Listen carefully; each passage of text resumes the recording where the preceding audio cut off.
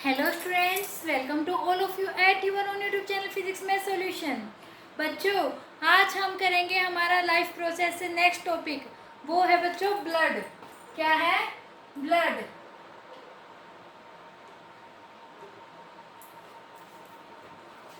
ये है बच्चों हमारा चैप्टर जो हम लाइफ प्रोसेस साइंस का कर रहे हैं, उसमें नेक्स्ट टॉपिक है बच्चों ब्लड का। आज का टॉपिक हमारा ब्लड का। बच्चों, शुरू करने से पहले हमारी वीडियो को लाइक कर दीजिए और ज़्यादा से ज़्यादा शेयर कीजिए। चलिए स्टार्ट करते हैं। हमारा आज का टॉपिक है ब्लड। ब्लड क्या है बच्चों? आप सभी को पता है, हमारी बॉडी के अंदर एक रेड कलर का लिक्विड होता है। क्या होता है? रेड कलर लिक्विड होता है, जिसे क्या कहा गया है? जिसे हम बोलते हैं ब्लड। क्या बोलते हैं हम? ब्लड। लेकिन बच्चों, इसका जो ये रेड कलर है ना, ये रेड कलर क्यों होता है?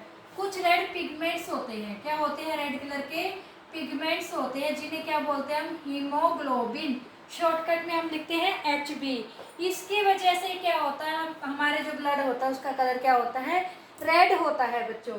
और सबसे मेन बात, जो ब्लड होता है इसे हम एक कनेक्टिव टिश्यू बोलते हैं। क्या होता है? ये एक कनेक्टिव टिश्यू होता है। इसे कनेक्टिव टिश्यू क्यों कहते हैं? क्योंकि ये हमारी पूरी बॉडी में होता है और ये सभी सेल्स को, टिश्यूज को आपस में कनेक्ट करता है। मतलब कि सब चीज़ों, पूरी होल और दी बॉडी होता है, तो सबको कनेक्ट करने का काम करता है। तो इसलिए इसे हम एक कनेक्टिव टिश्यू बोलते हैं। उसके बाद बच्चों, जो हमारा ब्लड होता है, इसकी क्या होती है? इसकी 4 थिंग्स होती है, या हम कह सकते हैं ये 4 टाइप्स का होता है। कौन कौन सा होता है बच्चों? नंबर 1 है प्लाज्मा। क्या है? प्लाज्मा। सेकंड क्या होता है बच्चों? सेकंड होता है रेड ब्लड कॉर्पुस्कुलस, या फिर हम इसे रेड ब्लड सेल्स भी बोल सकते हैं, यानी RBC। और थर्ड क्या है बच्चों? White blood cells. ओके। और फोर्थ क्या है बच्चों? फोर्थ है प्लेटलेट्स। चलिए अब हम इनको 1 बाय 1 डिस्कस करते हैं। सबसे पहले है बच्चों प्लाज्मा। प्लाज्मा क्या होता है? ये हमारे ब्लड का क्या, कौन सा पार्ट होता है बच्चों? लिक्विड पार्ट होता है। क्या होता है? लिक्विड। हमारा जो टोटल ब्लड का 90% लिक्विड होता है ना, वो इसी के अंदर होता है। किसमें होता है? प्लाज्मा के अंदर ही होता है। और अगर ये लिक्विड है, आपको पता है हमारे पानी का कलर क्या होता है? पानी होता है 90% इसमें बच्चों। हमारा क्या होता है? 90% वाटर होता है इसके अंदर। और आपको पता है वाटर का कलर क्या होता है? कलरलेस होता है वो। इसलिए ये भी क्या होता है? ये भी कलरलेस होता है, कोई कलर नहीं होता। ओके बच्चों।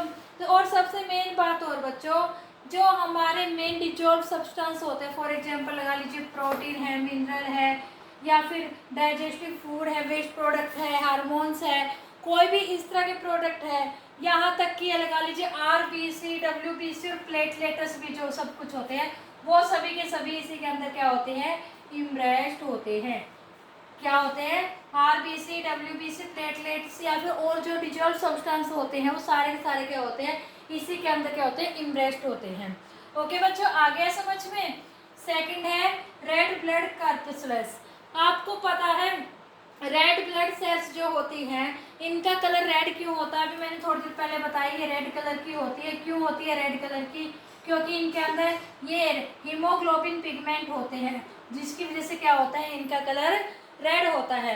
और इनका मेन फंक्शन क्या है बच्चों? ये ऑक्सीजन को कैरी करते हैं। कहाँ से? लंग्स से कैरी करते हैं। और कहाँ पर लेके जाते हैं? ऑल सेल्स में। कहाँ लेके जाते हैं? पूरी बॉडी की सेल्स में ऑक्सीजन को कैरी करते हैं। ओके बच्चों। और जो ये ऑक्सीजन को कैरी करने का काम है, ये किया किसके द्वारा जाता है? ये बच्चों किया जाता है इन्हीं पिगमेंट्स के द्वारा। किनके द्वारा? हीमोग्लोबिन के द्वारा। और यही नहीं, जो CO2 होती है बच्चों, वो पूरी बॉडी से, यानी होल बॉडी से लंग्स तक ले जाने का काम भी क्या करते हैं? यही पिगमेंट्स करते हैं, हीमोग्लोबिन करते हैं, यानी RBC करती है हमारी, ताकि लंग्स में जाने के बाद इसको एक्सहेल किया जा सके। ओके बच्चों, आई समझ में? और जो RBC होती है बच्चों, ये सर्कुलर होती है शेप में। क्या होती है? सर्कुलर होती है शेप में। ओके। इनके पास कोई भी न्यूक्लियाई नहीं होता, इनका कोई भी न्यूक्लियाई नहीं होता, नो न्यूक्लियाई। और शेप कैसी होती है बच्चों? सर्कुलर होती है। ये जो आरबीसी होती है बच्चों, इनकी जो लाइफ होती है बहुत ज़्यादा लंबी नहीं होती है, मैक्सिमम 4 मंथ तक रहती है। क्या रहती है? 4 मंथ तक। शायद इसका रीजन हम ये मान सकते हैं अभी इनके पास कोई न्यूक्लाई नहीं है, मे भी हो सकता है अभी ये रीजन हो जिस वजह से क्या आता है इनकी लॉन्ग लाइफ नहीं होती। हर रोज लगा लो बच्चों, अगर हम हर रोज की काउंटिंग करें ना, लगभग हमारी 3 मिलियंस, कितनी 3 मिलियंस जो रेड ब्लड सेल्स होती है ना, आरबीसी होती है, वो मर जाती है, डेड हो जाती है। लेकिन इनकी 4 गुना सेल्स आरबीसी हमारी तुरंत बोन मैरो में बन जाती है। बोन मैरो में इसकी 4 गुना सेल्स बनती है बच्चों।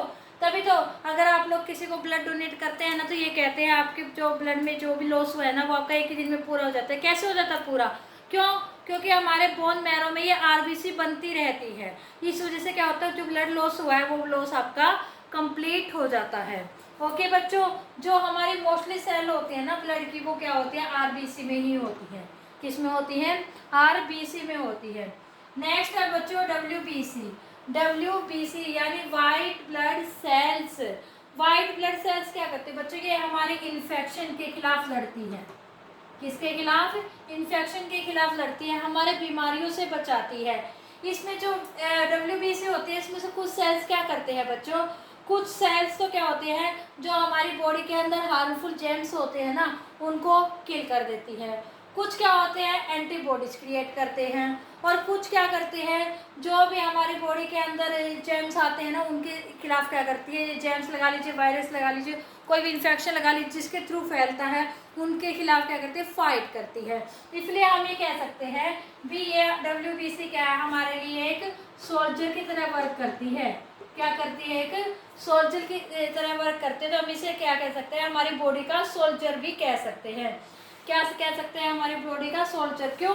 क्योंकि जैसे सोल्जर प्रोटेक्ट करता है ना हमें, इसी तरह से डब्ल्यूबीसी भी हमें क्या करती है, प्रोटेक्ट करती है। क्या करती है? हमें प्रोटेक्ट करती है। अब रही इनकी शेप की बात, जैसे आरबीसी राउंड शेप में होती है, सर्कुलर होती है।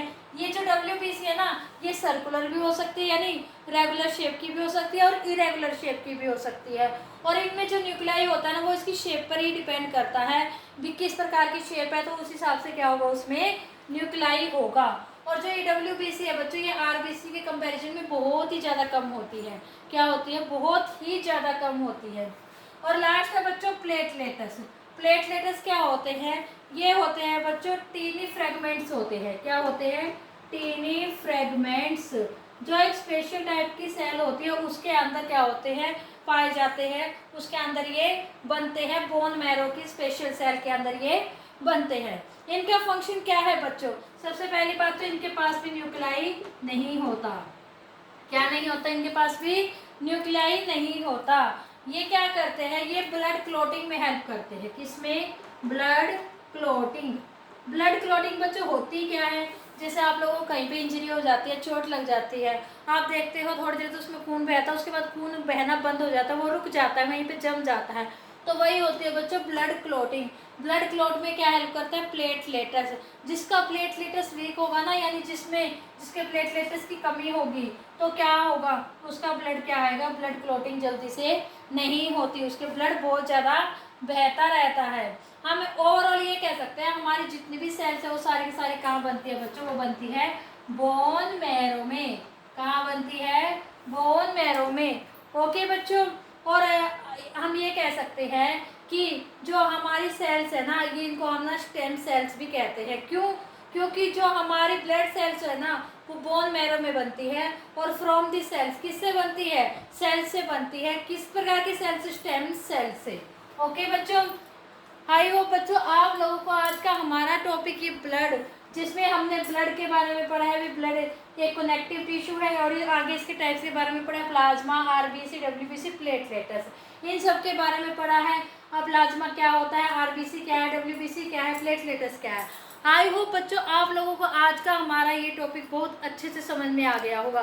फिर भी अगर किसी बच्चे को किसी पॉइंट पर कोई डाउट है, या फिर आज के हमारे टॉपिक पर कोई डाउट है, या फिर आपकी कोई डिफ़िकल्टी सॉल्व नहीं हो रही, तो आप हमारे कमेंट सेक्शन में कमेंट करके पूछ सकते हैं। और अगर आपको आज का हमारा टॉपिक अच्छा लगा है तो और समझ में आया है, तो आप हमारी वीडियो को ज़्यादा से ज़्यादा लाइक कीजिए, शेयर कीजिए, और हमारे चैनल को सब्सक्राइब जरूर कीजिए और बेल आइकन दबाना ना भूलें, ताकि आपको हमारी आने वाली नेक्स्ट वीडियोज़ की नोटिफिकेशन मिलते रहे। तब तक के लिए बच्चों goodbye and take care. Thank you बच्चों।